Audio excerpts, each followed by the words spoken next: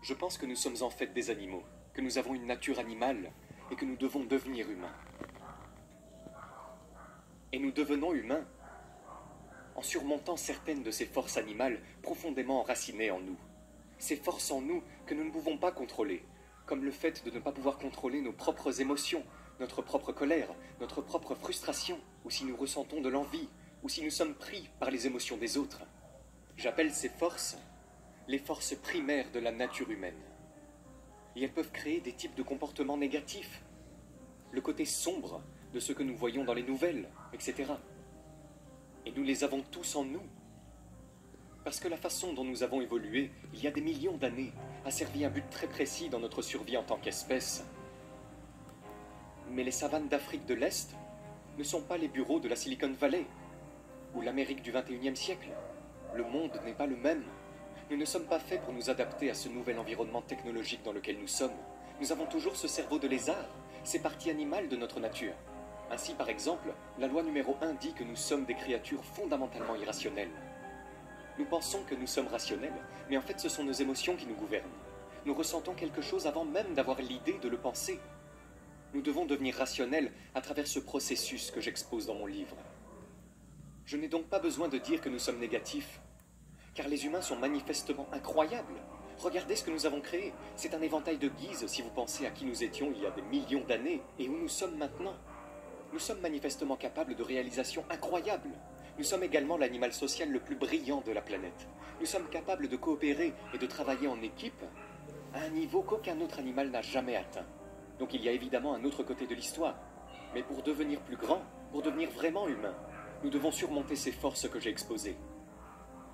Par exemple, nous sommes construits pour nous comparer constamment aux autres. Nous pensons toujours à ce que l'autre personne a et comment nous sommes par rapport à elle. Recevons-nous autant d'attention que cette autre personne? Cela commence avec nos enfants. Nos parents nous accordent-ils plus d'attention qu'à nos frères et sœurs? Ainsi, nous nous comparons continuellement en termes de rang, de pouvoir, de statut aux personnes qui nous entourent. Et c'est une force profonde en nous. Et c'est constant, chaque jour, chaque instant. Et on ne se rend pas compte qu'on est en train de vivre ça. Et les médias sociaux exacerbent complètement cette tendance de la nature humaine.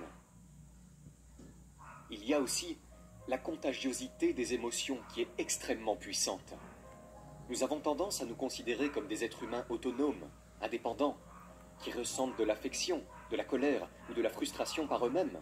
Nous ne réalisons pas à quel point nous sommes affectés par les émotions des personnes d'un groupe. C'est l'effet viral. Les émotions sont extrêmement contagieuses. Avant l'invention du langage, les humains devaient être capables de communiquer entre eux en captant simplement l'humeur des autres. Et si une menace pesait sur notre groupe ou notre tribu, la capacité à ressentir la peur et la colère ensemble nous liait et nous aidait à survivre. Mais cela ne sert pas à grand-chose dans le monde d'aujourd'hui, où les émotions virales peuvent être très dangereuses. Et nous en voyons beaucoup sur les médias sociaux. Je suis vraiment inquiet pour les gens aujourd'hui. Mais maintenant, mon inquiétude est que les gens sont tellement immergés dans leurs smartphones, dans leur technologie, qu'ils ne comprennent pas les gens, ils n'observent pas les gens. Et cela a été documenté dans des études selon lesquelles les niveaux d'égocentrisme et de narcissisme des jeunes, par exemple, n'ont cessé d'augmenter depuis les années 70. Nous sommes l'animal social le plus important de la planète. Notre survie dépend de notre relation avec les autres, si nous les comprenons à un certain niveau. Et je trouve que beaucoup de gens, de plus en plus dans le monde, sont vraiment mauvais dans l'observation des éléments de base de la psychologie humaine. La position dans laquelle je me trouve maintenant est que je suis consultant pour beaucoup de personnes célèbres très puissantes. Je ne vais pas citer de nom, je ne citerai aucun nom. Mais les gens viennent en consultation chez moi. Les PDG, les hommes politiques qui sont très puissants, même dans d'autres pays. Et le problème numéro 1 que je trouve qu'ils ont est une incapacité à comprendre les gens avec qui ils ont affaire. Ils engagent les mauvais partenaires, ils engagent la pire assistance qui va ruiner leur vie. Ce sont des gens qui sont techniquement brillants, ils comprennent leur domaine, ils comprennent le marketing, etc. Mais ils ne comprennent pas l'essentiel sur les gens qui les entourent. Et ils font des embauches terribles, où ils épousent absolument la mauvaise personne pour eux dans leur vie. Leurs émotions, ou vous savez, leurs relations personnelles pour les faire tomber. C'est comme notre talon d'Achille, et je pense que ça a empiré dans le monde d'aujourd'hui.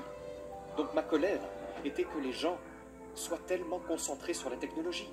Mais nous devons nous concentrer beaucoup plus sur la nature humaine, sur la compréhension des gens. C'est la première compétence dont on a besoin dans la vie. Il y a quelque chose de profondément ancré dans chaque personne, une nature individuelle particulière que nous avons tous.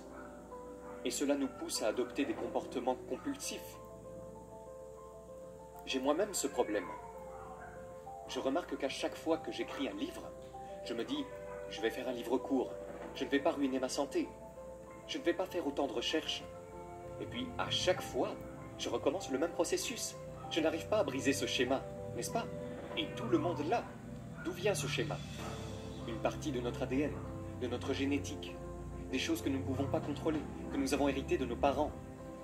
Une partie vient de notre attachement précoce.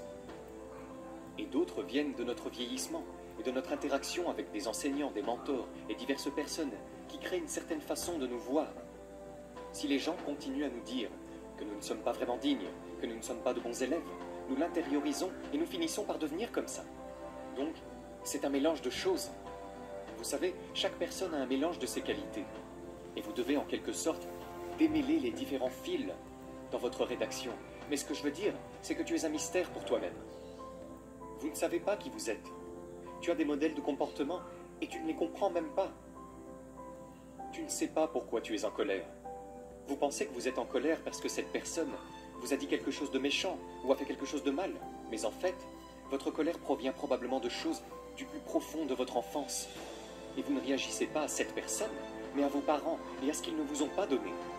Vous savez, l'origine de la sagesse selon les Grecs était « connais-toi toi-même », n'est-ce pas? Et je crois fermement que la connaissance de qui vous êtes est une fin en soi et vous aidera de bien des façons à devenir l'être humain que nous avons tous le potentiel de devenir. Je crois donc beaucoup aux petits pas, à l'apprentissage quotidien des choses. Normalement, quand on ressent une émotion ou qu'on a une idée, on ne l'examine pas. Nous supposons simplement que c'est venu naturellement par nous-mêmes. Je veux que vous vous examiniez chaque jour et que vous vous demandiez « Pourquoi ai-je cette idée ? Pourquoi est-ce que je ressens cette émotion soudaine ?» Et ce n'est pas facile. Cela peut prendre du temps et nécessiter un degré d'introspection avec lequel vous n'êtes pas à l'aise. Mais si vous commencez à vous demander « Pourquoi je me sens comme ça ?», à l'examiner et à chercher d'autres sources, vous pouvez commencer à comprendre au lieu d'accepter simplement comment vous vous sentez ou que vous avez telle ou telle idée. Alors remettez-vous en question. Arrêtez de croire que tout ce que vous faites est si brillant, si intelligent et si juste. Et imaginez que peut-être vos idées ne viennent pas de vous-même. Peut-être que vous ressentez une certaine colère politique ou quoi que ce soit d'autre. Parce que vous le supposez simplement à partir d'autres personnes. Vous suivez des choses sur Facebook et vous vous laissez emporter par une émotion virale. Vous avez tendance à penser que vous êtes complètement indépendant et autonome, mais peut-être n'êtes-vous pas aussi indépendant que vous le pensez. Je veux que vous changiez votre façon de voir les gens. En prenant tout de façon personnelle, « Oh, ils ont dit ça. Oh, ils ne m'aiment pas. Oh, ils m'aiment bien. Je n'attire pas l'attention. » Arrêtez ça. Je veux que vous regardiez les gens comme des faits de la nature, comme des choses qui, comme un rocher, une pierre ou une plante, sont ce qu'ils sont. Et je veux que vous les observiez, que vous les acceptiez pour ce qu'ils sont et que vous les traitiez comme des individus.